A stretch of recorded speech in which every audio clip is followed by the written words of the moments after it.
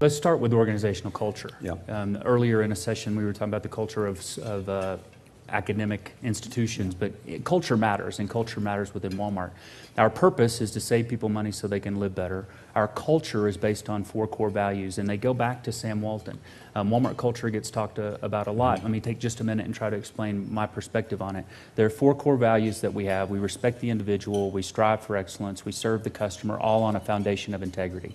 And when you think about why those values matter in our business, you could think about it as a customer shopping in a Walmart store. How do you want to be treated by an associate in one of our stores? You want to be respected, you want them to strive for excellence, you want them to have a service mentality and serve the customer. And our founder, Sam Walton, understood that if he didn't have those behaviors, associates wouldn't have those behaviors. And that's true for the leaders in the company today. So what I can tell you from my position is that our culture is strong. We have a very strong organizational culture. It's as strong today as it has been, and we're investing to make it even stronger. Reaching 2.2 million people it requires repetition. It requires work, and we're focused on that. It's important to us. As I travel around the world, I spend a lot of time talking about organizational culture. So will there be issues that'll pop up? I'm sure there will. We're in 27 countries. We have 2.2 million people. How we handle them and how we make sure that we don't have the same ones over and over again is what I'm focused on. Right. Good. And a word about Walmart culture. By chance, one of our family's sons spent about a year in Bentonville working on a consulting project with Walmart. Went down to see some of these Saturday meetings at Walmart. It was a very, very impressive culture that I think you should make more and more people available to go see those meetings. Can you say a word about them, about the Saturday meetings? Yeah, communication is important in a people business like ours, and Sam started a Saturday morning meeting, and he felt like if the stores were open on Saturday and our associates are working on Saturday, the management team should be working on Saturday. So they'd show up early in the morning, they'd cover the sales numbers, they'd talk about business, we'd talk about items, merchandising, and then if there was time left over, the suits would go out and unload trucks at our warehouse, which was next to the home office, until noon. Now today I don't unload trucks till noon on Saturday, but you understand the spirit of it. Yeah. And we still get together on Saturday mornings. We do it once a month, and we have similar meetings in our markets around the world that are fun, they're interactive, a lot of discussion. We talk about merchandise, and we try to perpetuate culture. It's a big part of what we talk about on Saturdays. I'd like to now talk about the sort of connection between Walmart as a quintessentially American institution in its culture, in its roots in Arkansas, and your spread around the world. When I was living in China, I was impressed by how localized the Walmart stores were there. You'd have pig carcasses hanging from the roof and tanks full of live fish and the rest. And I'm wondering how you have managed to have the sort of split consciousness of an American brand, American practices, and the things that are good about Walmart's American identity, and the localization that's necessary in Europe or Latin America or the Far East to be successful. Yeah, it's a big part of our leadership challenge. I mean, if you think about what people want to buy in Shanghai, it's different than what they want to buy in Oklahoma. And so what we have are local teams making those decisions, so Chinese buyers for Chinese customers, and most of what we buy is local. In most of our markets, maybe all of our markets, the percentage that we purchase is about 90% local. We get better lead times, you get product that's more relevant, and so you just have this natural occurrence. And what we're trying to work through is we want to have some things in common. We want to have a common purpose. The organizational culture is important, and we have 6 common operating principles that we want every one of our stores and every one of our businesses around the world to operate with. Beyond that, they have a lot of freedom. So this morning I got pictures from Mexico, from a supercenter that we opened in Mexico City yesterday, and they were showing me the items they were featuring and how many they're selling. But they're different than the items that I'm going to find in China when I'm there in a few months. And are there places, where would you say this has worked best in terms of the sweet spot of American identity and local culture, and where are you still having the greatest challenges? Yeah, most customers have the same, we share a lot in common. And I travel a lot. We've got stores all over the place, and I get to talk to a lot of customers, sometimes go into their homes, sometimes meet them and talk to them in the store. And what I hear about are common things like, I want to save some money because I want to make things better for my family. I want to save enough money so my child can have a better education, or so that I can take a vacation, common themes like that. But what they want to buy can be different by area.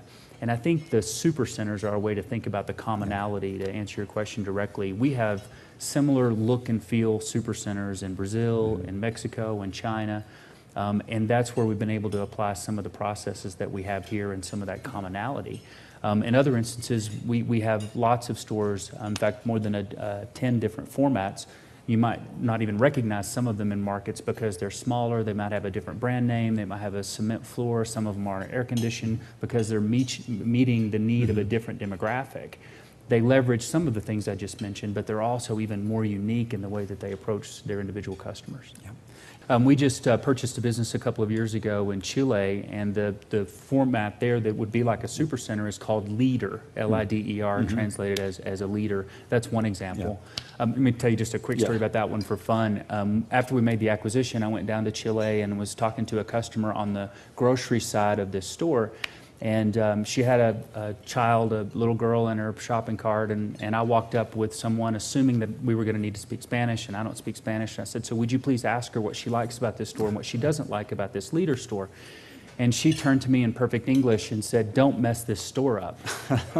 And I said, what do you mean? And she said, well, I live here, but I shop in the U.S. sometimes, and I've seen your supercenters in Florida, and I like the food in this Leader store better than the food in the supercenter in Florida.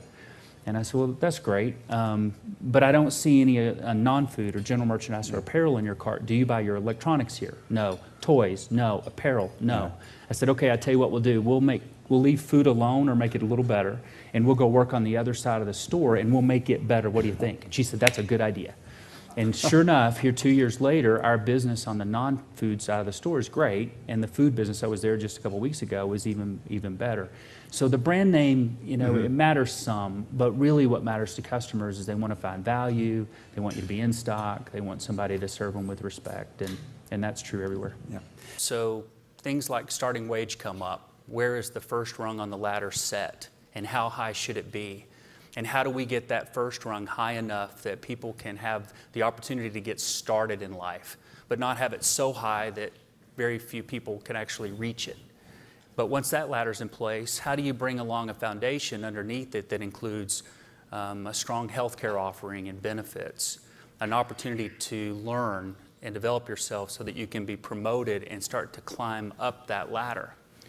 Well, a couple of the ingredients that are necessary to create that situation are diversity and inclusion.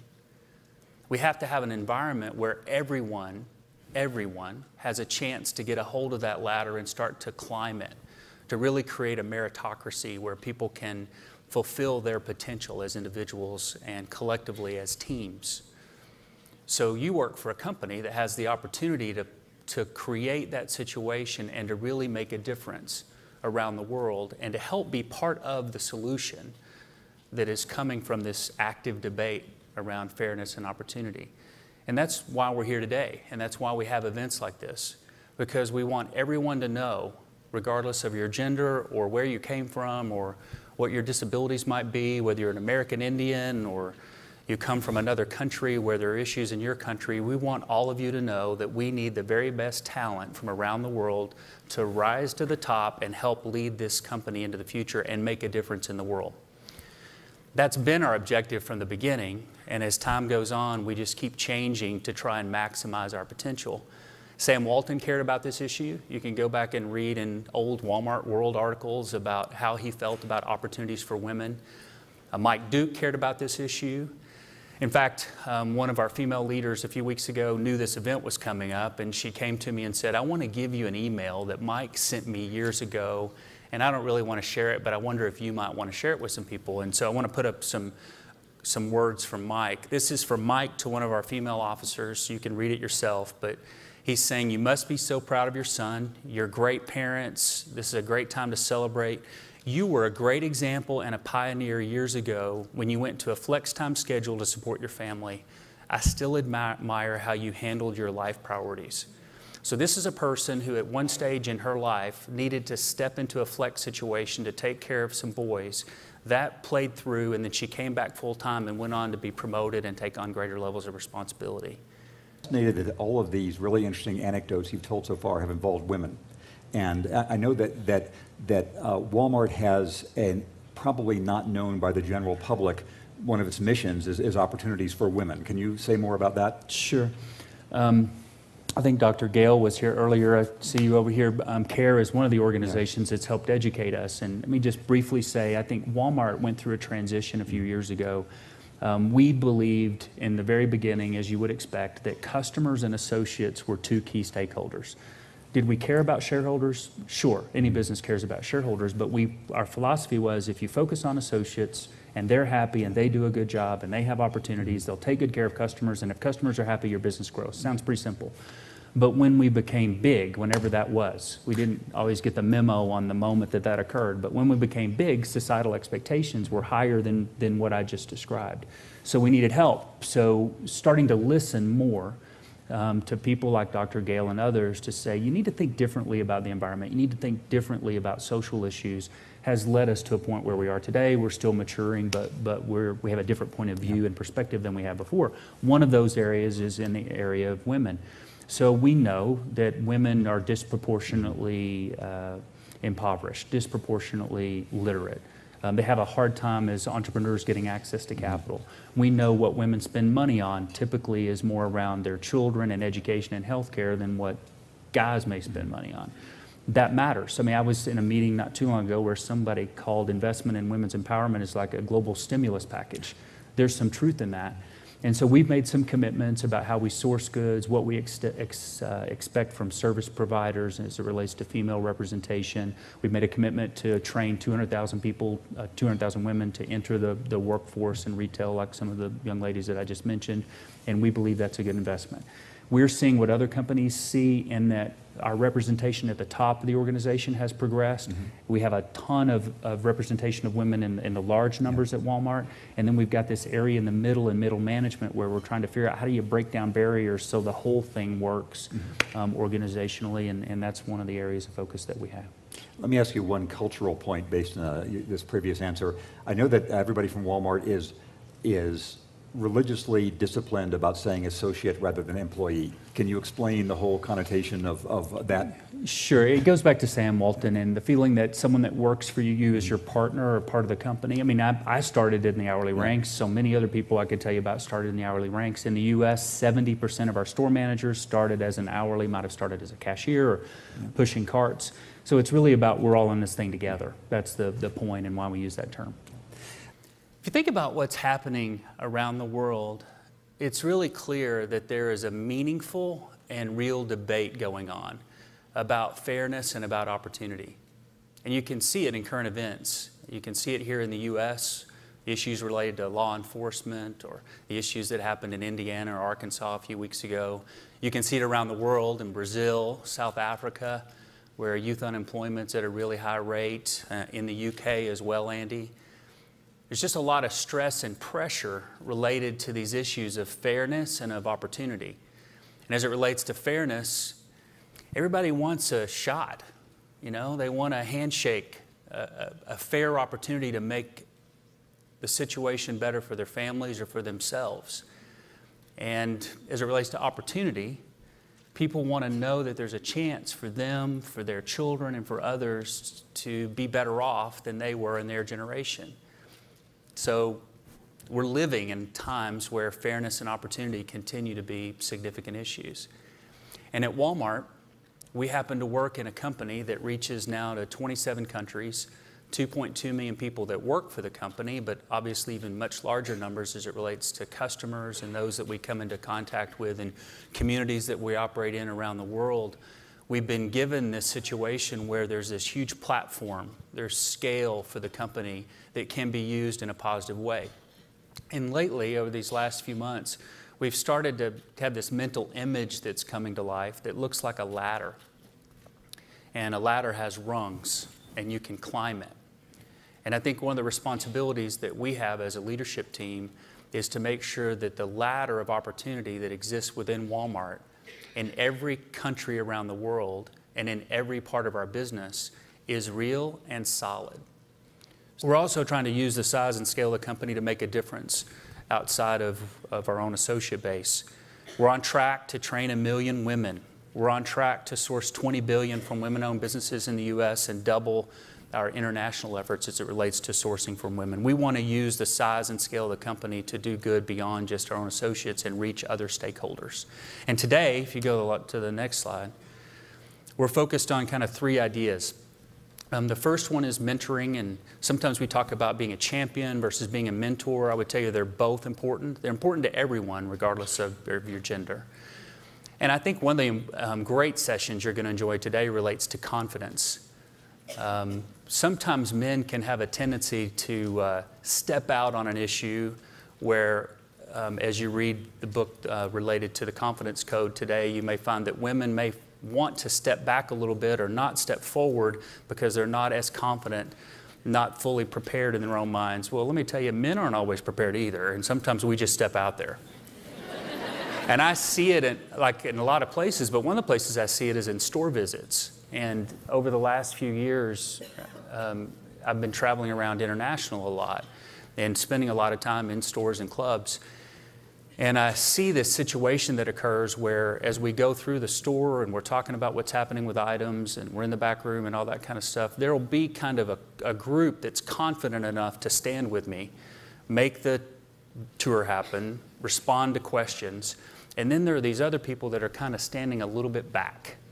Those of you that walk stores know what I'm talking about. There's kind of that outer ring. And it happens almost every time. And it's happened even this last week, a week before when we were in Denver, where I'll see, and it's generally women, that's my point, kind of back in an apparel rack somewhere, 10 steps back.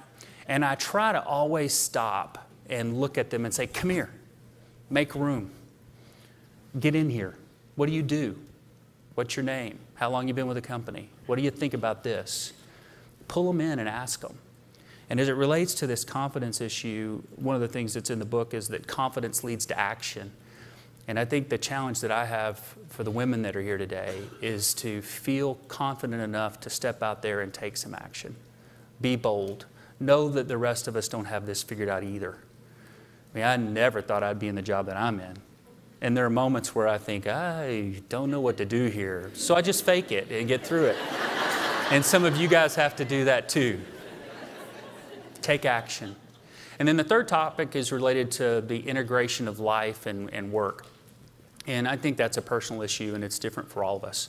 You know, some of us get energy from work. Some of us need to get away a little bit to recharge our batteries. Some combination that's probably true for all of us. Shelley and I are about to become empty nesters. Our youngest son is going to go to college in the fall, and I'm going to start crying if I talk about it very much. But it reminds me of this moment in time a few years ago where one of our officers, happened to be a guy, pulled me aside. He was about to retire from the company and was leaving. And one of the things he said to me was, Doug, my sons are grown and gone. And I missed it. I was working so hard that I didn't take advantage of the opportunity to be there when my sons needed me to be there. Don't make that mistake. And as our children are getting ready to go to school, I can confidently tell you, I don't think I did. I don't think I missed it. I was there. I was there for the events. I was there to listen. We have a great relationship, and I'm really proud of that. Well, if I can do it, you guys can do it. And I don't care whether you're male or female. You can figure out what your solution is, and we want you to. Figure out how to make it work. You've got the freedom to do that. And if you've got a knucklehead supervisor that doesn't get it, talk to me about it. Because we've got some of them that are in that situation.